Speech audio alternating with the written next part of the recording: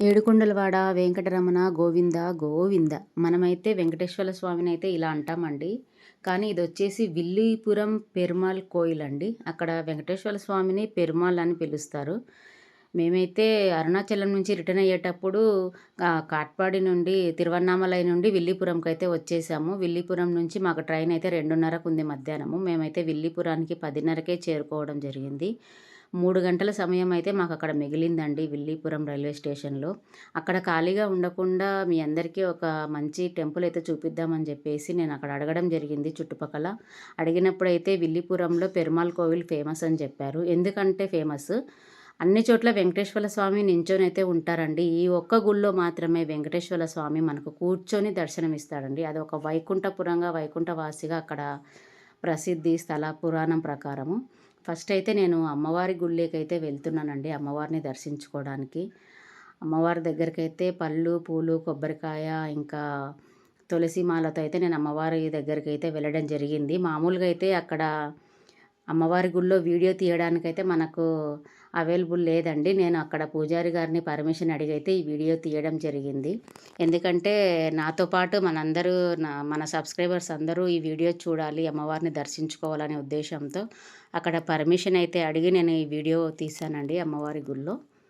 ఇంకా అక్కడ అమ్మవారి గుడిలో అయితే చక్కగా పూజ చేశారు. మనకి కొబ్బరికాయ ఇచ్చి పూజ చేసి మాల అవన్నీ వేసి కుంకుమ ఇచ్చారు. ఇంకా మంచిగా దర్శనం అయితే అమ్మవారి దర్శనం అయిపోయింది మనకు. ఓం శ్రీ మాత్రే నమః. ఆ తర్వాత వచ్చేసి వెంటనే బయటకు వచ్చేసానండి. అమ్మవారి గుడిలో నుంచి బయటికి రాగానే మనకు ఇక్కడ శ్రీకృష్ణుడు అయితే దర్శనం ఇస్తున్నాడండి, వేణుగోపాల స్వామి. రాధాకృష్ణుల దర్శనం మీరు కూడా చేసుకోండి. నెక్స్ట్ వచ్చేసి శ్రీవారి పాదాలండి, పెరుమాళ్ గారి పాదాలు అంటే వెంకటేశ్వర స్వామి పాదాలు. ఇక్కడ పాదాలకైతే తులసి ఆకు పెట్టయితే నేను పాదాలను దర్శించుకున్నాను. నెక్స్ట్ వచ్చేసి మనకు ఇక్కడ వరాహస్వామి అవతారంలో అయితే మనకు లక్ష్మీ నరసింహస్వామిలాగా వరాహస్వామి అవతారంలాగా అక్కడైతే మనకు కనిపిస్తున్నారండి వెంకటేశ్వర్ల స్వామి.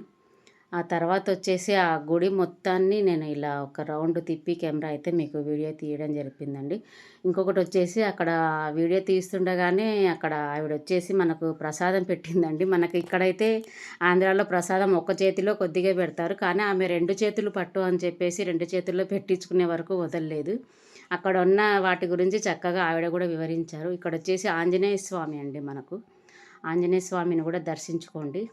మనకు లోపలికి వెళ్ళేదండి, ఇది గర్భగుడికి వెళ్ళే దారి. మళ్ళీ ఇక్కడికి ఎదురుగా కూడా వెంకటేశ్వర స్వామి ఉన్నాడు, కానీ ఇది మెయిన్ ఆలయం కాదు, గర్భగుడి కాదు. మాకు లెఫ్ట్ సైడ్లో కనిపిస్తున్నారు కదండి ద్వారపాలకులు, అక్కడి నుంచి లోపలికి అండి మెయిన్ గుడి అయితే ఉంది, గర్భగుడి. ఇదైతే మనకు ఎదురుగా వెంకటేశ్వర స్వామి ఉన్నారు, కానీ మనకు గర్భగుడి అయితే ఇది కాదు. మనకు లెఫ్ట్ సైడ్లో ద్వారపాలకులు కనిపిస్తున్నారు కదండి, అక్కడైతే వెంకటేశ్వర స్వామి ఉన్నారు. గర్భగుడిలో అయితే వీడియో తీయడానికైతే వాళ్ళు ఒప్పుకోలేదు. డైరెక్ట్ వెళ్ళి దర్శనం చేసుకోవాలంటే ఎవరైనా సరే. అక్కడ ఉండేది వైకుంఠ ధామం అని పిలుస్తారంట. మనం ఆ గుళ్ళోకి వెళ్ళి ఆ వెంకటేశ్వర స్వామిని దర్శనం చేసుకొని బయటకు వస్తే వైకుంఠానికి వెళ్ళినంత పుణ్యం అయితే వస్తుందని చెప్పేసి అక్కడ చెప్తున్నారండి. గర్భగుడిలో అయితే నేను ఈ విగ్రహాలను అయితే వీడియో తీశానండి. అక్కడ వాళ్ళని అడిగి ఇవైతే తీసుకోమన్నారు. ఇక్కడ నాకు కూడా ఐడియా లేదు, ఇక్కడ కనిపిస్తున్న వాళ్ళ పేర్లు అయితే నాకు తెలియదండి. మీకు చూపించడం కోసం అయితే వీడియో తీశాను. మీకు ఎవరికైనా వీళ్ళ పేర్లు తెలిస్తే మెసేజ్ చేయండి, కామెంట్ చేయండి.